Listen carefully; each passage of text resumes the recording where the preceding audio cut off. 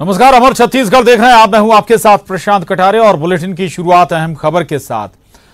तो कोरोना का कहर लगातार छत्तीसगढ़ में बढ़ता जा रहा है। छत्तीसगढ़ में आज कोरोना के 16 नए मरीज मिले हैं और करीब 12 कोरबा से हैं, जबकि कांकेर में 3 और बेमेतरा में 1 नया कोरोना पेशेंट मिला है।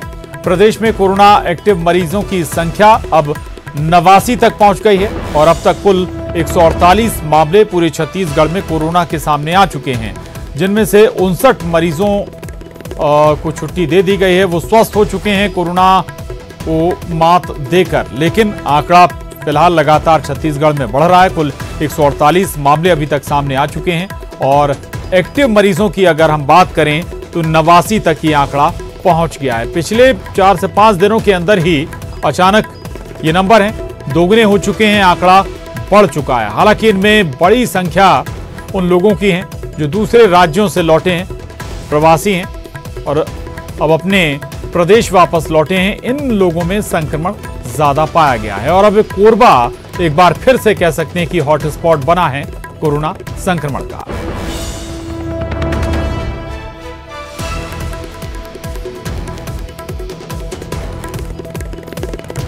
तो आपको एक बार फिर बता दें, दरअसल लगातार अब कोरोना के मामले पूरे छत्तीसगढ़ में बढ़ रहे हैं और उसमें सबसे ज्यादा जो आज नए मामले सामने आए हैं वो 12 मामले कोरबा से हैं।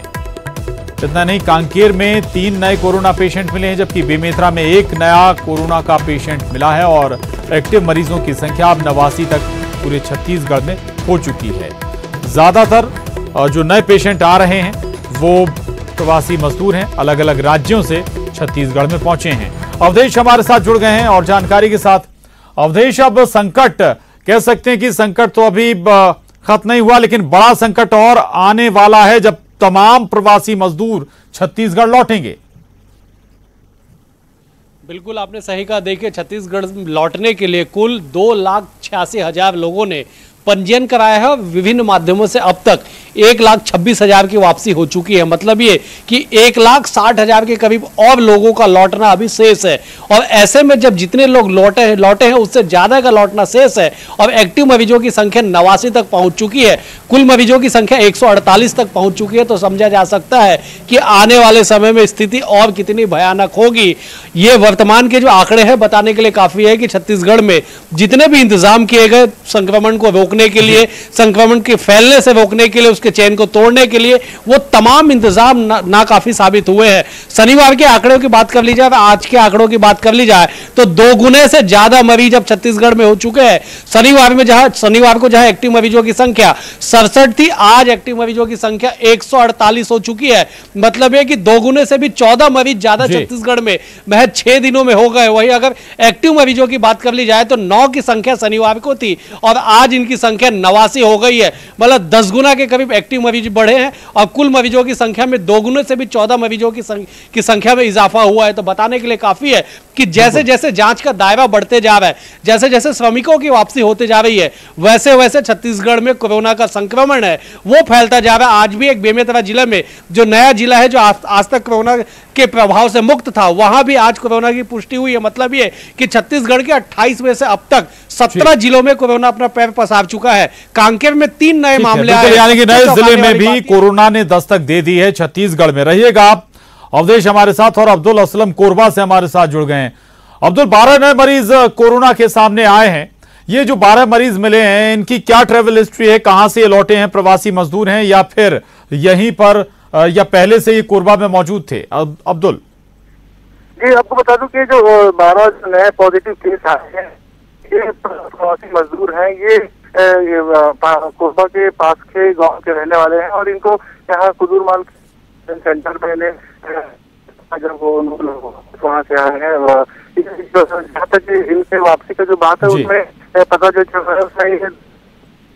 कानपुर से और महाराष्ट्र से ये लोग आए हुए हैं और इन्हें यहाँ पर रखा गया है। उसके बाद इनकी जांच की गई थी और ये प्रशासन जो है कलेक्टर सहित CMHO और वो यहाँ माना जो कोविड सेंटर जो बनाया गया वहाँ कुछ मरीजों संक्रमितों को बिल्कुल बिल्कुल, लेकिन चिंता की बात जरूर है। कोरबा एक बार फिर से हॉटस्पॉट बनता हुआ नजर आ रहा है। एक बार फिर सबसे ज्यादा मामले कोरबा से ही सामने आए। बहुत शुक्रिया अब्दुल असलम आपका इस जानकारी के लिए। अवधेश, आपका भी धन्यवाद। और अब अगली खबर का रुख करेंगे। अब प्रदेश में एक्टिव मरीजों की संख्या 89 तक पहुंच गई है। इतना ही नहीं, रायपुर में 1, कांकेर में 4, बालोद 14, जांजगीर में 14, राजनांदगांव में 9, बालोदा बाजार में 8, बिलासपुर में 9, रायगढ़ में 5, सरगुजा में 3, कवर्धा में 2, गरियाबंद में 1, कोरिया में 1, सूरजपुर में 1, कोरबा में 13 और मुंगेली में 3, जबकि बेमेतरा में 1 नया कोरोना संक्रमण का मामला सामने आया। यानी कि लगातार अब दायरा भी बढ़ता हुआ कोरोना संक्रमण का छत्तीसगढ़ में। उधर राजधानी के सड्डू बीएसयूपी इलाके में एक युवक के कोरोना पॉजिटिव आने के बाद जिला प्रशासन ने आसपास के इलाके को कंटेनमेंट जोन घोषित कर दिया है। सड्डू साइंस सेंटर और बीएसयूपी कॉलोनी की 7 जगहों को कंटेनमेंट जोन घोषित किया गया है, जहां मेडिकल इमरजेंसी के अलावा घर से निकलने पर पाबंदी लगा दी गई है। में कोविड पॉजिटिव मिलने के बाद यहां पर 7 जगहों को कंटेनमेंट जोन घोषित कर दिया गया है। इसके अंदर भीतर जाने की लोगों को अनुमति नहीं है। साथ ही जो लोग वहां से आ रहे हैं उनको आने की भी अनुमति नहीं दी जा रही है। पुलिस यहां पर मुस्तैद है और एक तरह से लोगों से पूछताछ कर रही है कि आखिर उन्हें उस पार क्यों जाना है।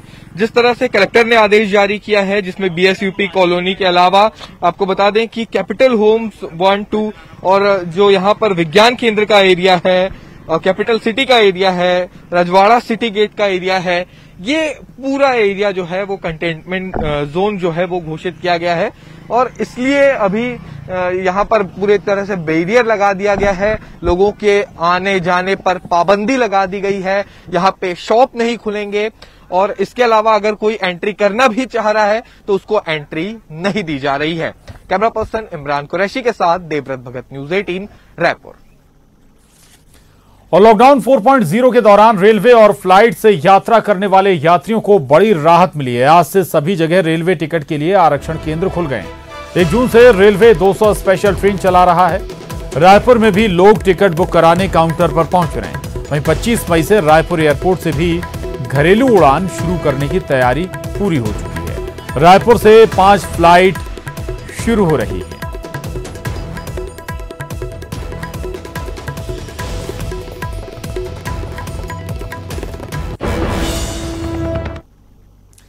और राजधानी रायपुर में आज से रेल टिकट रिजर्वेशन काउंटर खुल गए। रेलवे स्टेशन समेत सभी आरक्षण केंद्रों पर टिकट काउंटर खोल दिए गए, जहां लोग टिकट ले रहे हैं। साथ ही कैंसिलेशन भी हो रहा है। टिकट लेने के लिए आपको मास्क लगाकर जाना होगा। साथ ही सोशल डिस्टेंसिंग का भी पालन करना होगा। 1 जून से रेलवे 100 ट्रेनें चला रहा है, जिसमें रायपुर से होकर कुल 4 ट्रेनें गुजरेंगी। इनमें राजधानी स्पेशल, नई दिल्ली बिलासपुर, हावड़ा अहमदाबाद, मुंबई हावड़ा मेल और जन शताब्दी ट्रेन।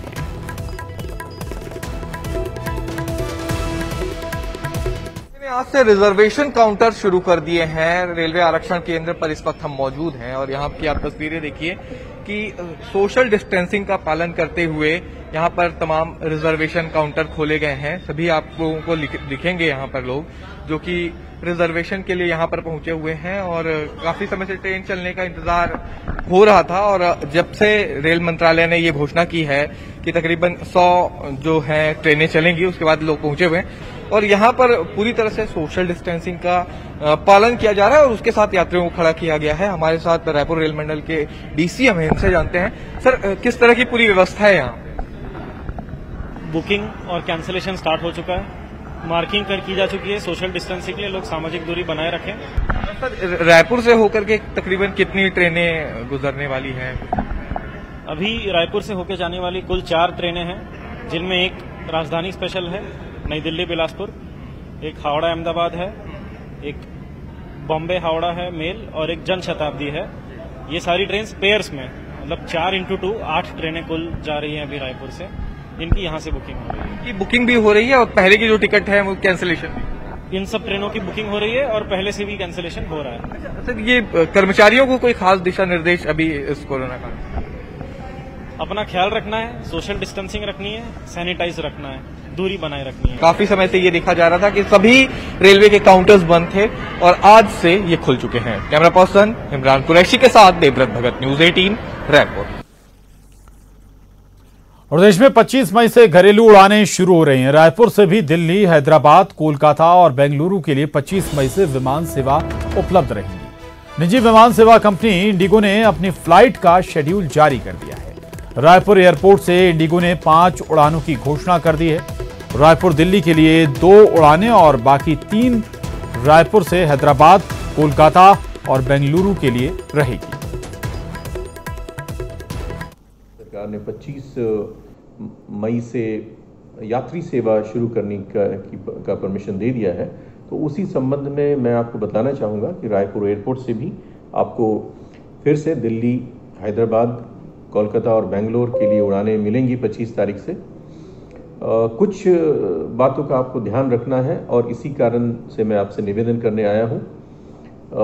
आरोग्य सेतु ऐप अगर आप ट्रैवल कर रहे हैं तो अपने स्मार्टफोन पर उसको डाउनलोड कर लें। और खबर रायपुर से, एम्स के डॉक्टरों का लोगों ने स्वागत किया। ताली बजाकर डॉक्टरों की हौसला अफजाई की। ड्यूटी जाते समय स्थानीय लोगों ने ताली बजाते हुए डॉक्टरों का स्वागत किया। ये तस्वीरें देखिए आप। कबीर नगर स्थित एम्स कॉलोनी के बाहर डॉक्टरों का अभिनंदन इस अंदाज में हुआ। कॉलोनी के मेन गेट पर ही लोगों ने डॉक्टरों का स्वागत किया, हौसला अफजाई की।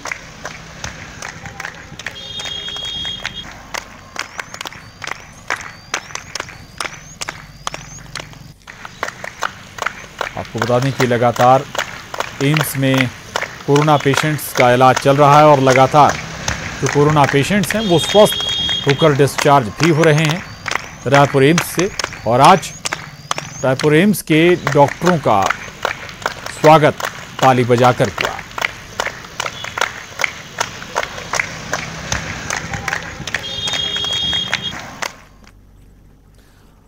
आगे बढ़ते हैं। बड़ी खबर पुणे से है, जहां कोरोना वायरस महामारी के गंभीर संकट से जूझ रहे महाराष्ट्र के पुणे में एक भीषण हादसा हो गया।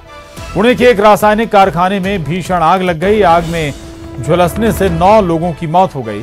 फिलहाल मौके पर रेस्क्यू ऑपरेशन चलाया जा रहा है। बताया जा रहा है कि आग इतनी भयानक है कि बहुत दूर से आसमान में घने धुएं के काले बादल साफ देखे जा सकते हैं। जानकारी के मुताबिक घटना पुणे के कुरकुंभ MIDC इलाके की है। ये केमिकल फैक्ट्री है और यहां पर जबरदस्त आग लगी हुई है। केमिकल फैक्ट्री में लगी आग पर काबू पाना थोड़ा मुश्किल और बेहद ज्वलनशील होने के चलते जो केमिकल हैं वो बेहद जल्दी आग पकड़ लेते हैं। नतीजा देखिए आप। हालांकि कोशिशें बताया जा रहा है कि जारी हैं इस आग पर काबू पाने की, लेकिन जो केमिकल का कारखाना है उसमें ये जबरदस्त आग लगी हुई है। और शहर शहर आफत की आग, जहां स्टील सिटी भिलाई में आज एक नमकीन फैक्ट्री में भीषण आग लग गई। पूरी फैक्ट्री से आग की लपटें निकलने लगी। देर रात लगी आग को जब तक फायर ब्रिगेड ने काबू किया तब तक लाखों का माल जलकर खाक हो गया। वहीं कोंडा गांव में सामुदायिक स्वास्थ्य केंद्र में आग लग गई। स्टोर रूम में रखे पुराने कागजात जलकर पूरी तरह से खाक हो गए, लेकिन गनीमत रही कि वहां रखे ऑक्सीजन सिलेंडर में ब्लास्ट नहीं हुआ, जिससे बड़ा हादसा टल गया। ये 2 तस्वीरें हैं आपके टीवी स्क्रीन पर। भिलाई में जहां नमकीन फैक्ट्री में जबरदस्त आग लग गई और जब तक आग पर काबू पाया जाता तब तक लाखों का जो सामान था वो जलकर पूरी तरह से खाक हो चुका था, बर्बाद हो चुका था। और दूसरी तस्वीर देख सकते हैं आप, ये कोंडा गांव की है। यहां भी आग से बड़ा नुकसान हुआ, लेकिन और बड़ा हादसा होते होते टल गया। दरअसल यहां पर ऑक्सीजन सिलेंडर भी रखे हुए थे। गनीमत रही कि इन सिलेंडरों में ब्लास्ट नहीं हुआ। और यहां रुक रहे हैं एक छोटे से ब्रेक लिए। ब्रेक के बाद भी खबरों का सिलसिला लगातार जारी। और ब्रेक के बाद खबर कांकेर से। कांकेर में इन दिनों भीषण गर्मी के चलते जलस्तर नीचे चला गया है। लोग अब पीने के पानी के लिए भी तरस रहे हैं। गांव के हैंडपंप से लेकर कुएं में भी पानी नहीं है, जिसके चलते लोग अब झरिया का पानी पीने को मजबूर हैं। जिला मुख्यालय से सैकड़ों किलोमीटर दूर मानकोट गांव के लोग करीब 2 किलोमीटर का रास्ता तय कर पहाड़ी से झरिया का पानी लाकर अपनी प्यास बुझा रहे हैं। झुरिया का पानी पीने से कई बार लोग बीमार भी हो चुके हैं। तो जैसे जैसे गर्मी बढ़ रही है, पानी का संकट भी बढ़ता हुआ नजर आ रहा है। कांकेर में पीने के पानी की समस्या पैदा हो गई है। अब लोगों को झुरिया का पानी पीना पड़ रहा है और कई बार यही पानी परेशानी का सबब भी बनता है।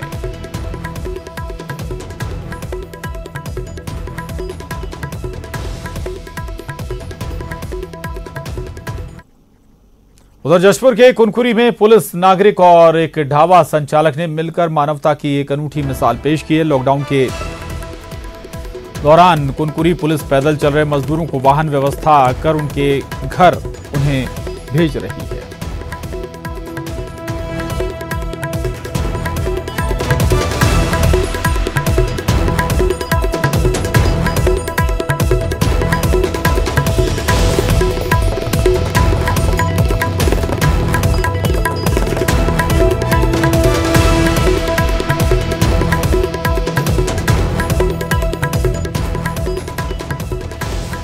आपको बता दें कि यहां पर शहीदों के परिवारों को हर महीने राशन और दवाई का इंतजाम भी किया जा रहा है। इतना ही नहीं, भूखे मजदूरों के लिए खाने की व्यवस्था भी कुनकुरी पुलिस कर रही है। पुलिस ने गोल्डन ढाबा के मालिक को राशन उपलब्ध कराया है। ढाबा मालिक भी बिना पैसे लिए लोगों की सेवा में जुट गए। सभी के प्रयासों की जमकर अब यहां पर तारीफ हो।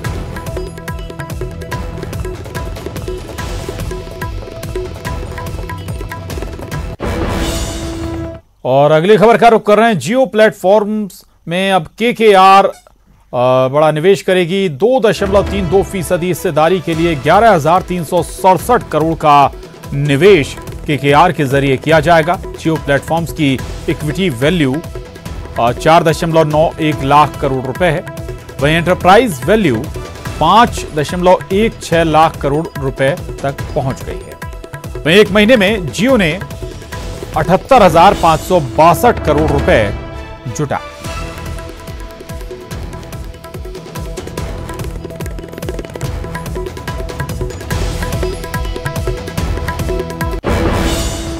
आगे बढ़ते हैं। राजीव गांधी किसान न्याय योजना। जी हां, छत्तीसगढ़ के 19 लाख किसानों के साथ एक ऐसा न्याय जिसकी कल्पना कांग्रेस ने बतौर विपक्ष की थी और सरकार में आने के बाद उसे पूरा किया। भूपेश सरकार के इस निर्णय से कोरोना संकट काल में किसानों के चेहरे पर मुस्कान बिखर गई। खास रिपोर्ट देखिए। किसानों से अब होगा न्याय, मिलेगा पूरा हक। कांग्रेस ने जो कहा सो किया। किसानों के चेहरे पर खिली मुस्कान। सोनिया राहुल गांधी की मौजूदगी। राजीव गांधी न्याय योजना का शुभारंभ। भूपेश सरकार ने किसानों को दी संजीवनी। छत्तीसगढ़ में राजीव गांधी किसान न्याय योजना का शुभारंभ 21 मई के दोपहर 12 बजे डिजिटली भव्यता के साथ हो गया। मुख्यमंत्री भूपेश बघेल ने योजना का शुभारंभ किया, जिसके साक्षी सोनिया राहुल गांधी समेत पूरा मंत्रिमंडल, विधायक और नेता बने। शुभारंभ के मौके पर प्रदेश भर के हितग्राहियों, स्वयं सहायता समूह की महिलाओं से सीएम ने संवाद भी किया। तो मैं चीफ मिनिस्टर को, मंत्रिमंडल को, हमारे सब MLAs को, कांग्रेस के कार्यकर्ता को और छत्तीसगढ़ की जनता को बधाई देता हूं।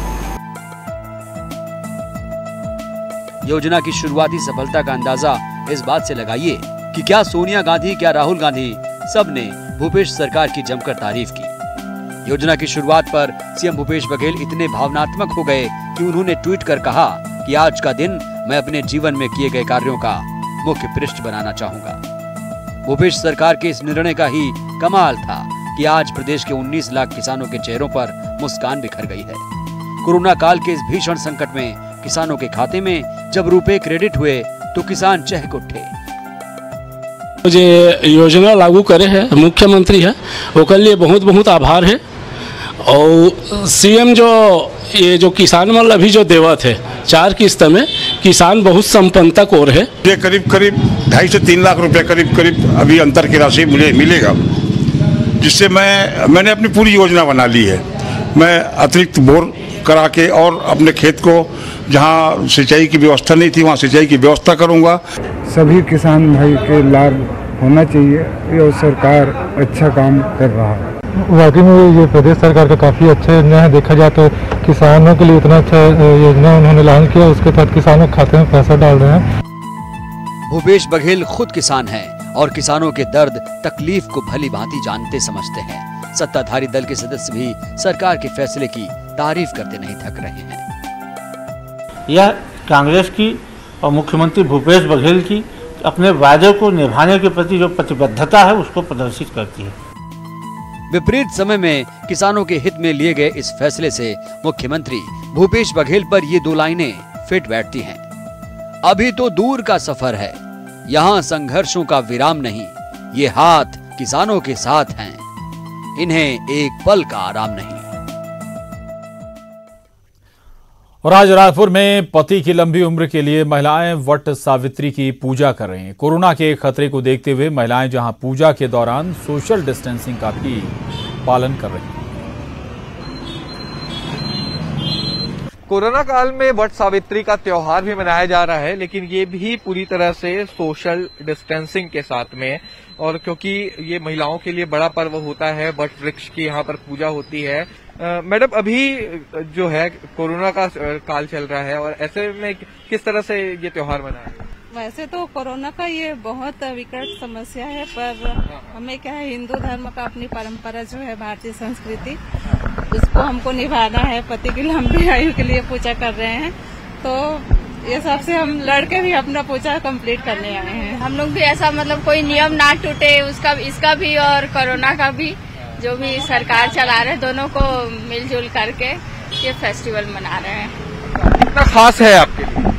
बहुत जी, बहुत खास। तो बिल्कुल, क्योंकि अभी कोरोना का संकट काल चल रहा है और इस दौरान ये भी देखा गया कि वट सावित्री का पर्व आया। पर्व के दौरान जो महिलाएं यहाँ पर पहुंची, उन्होंने ऐसी जगह देखी जहाँ पर भीड़ कम हो, सोशल डिस्टेंसिंग का पालन भी कर सके और अपने इस व्रत को पूरा कर सके। कैमरा पर्सन इमरान कुरैशी के साथ देवव्रत भगत, न्यूज 18 रायपुर। और इस वक्त एक बड़ी खबर नीमच से है, जहां एक ट्रक आग की चपेट में आ गया। ट्रक में आग लग गई है और आग लगने से ट्रक में इसके बाद आसपास के क्षेत्र में अफरा तफरी का माहौल बन गया। नीमच का ये मामला है, जहां एक ट्रक आग की चपेट में आ गया। हालांकि ये साफ नहीं हो पाया कि इस ट्रक में आग कैसे लगी, क्या वजह थी इस आग के पीछे और इस ट्रक में क्या रखा हुआ था। ये तस्वीरें जरूर आप देख पा रहे हैं, जैसे इस ट्रक में आग लगी, आग की चपेट में आया ये ट्रक, आसपास हड़बड़ी का माहौल जरूर हो गया और कुछ ही पलों में पूरे ट्रक को आग ने अपनी आगोश में ले लिया। तो नीमच का ये मामला है, जहां एक ट्रक आग की चपेट में आने से पूरी तरह से जल गया। और इसके साथ ही इस बुलेटिन में बस इतना ही। खबरों का सिलसिला लगातार जारी है।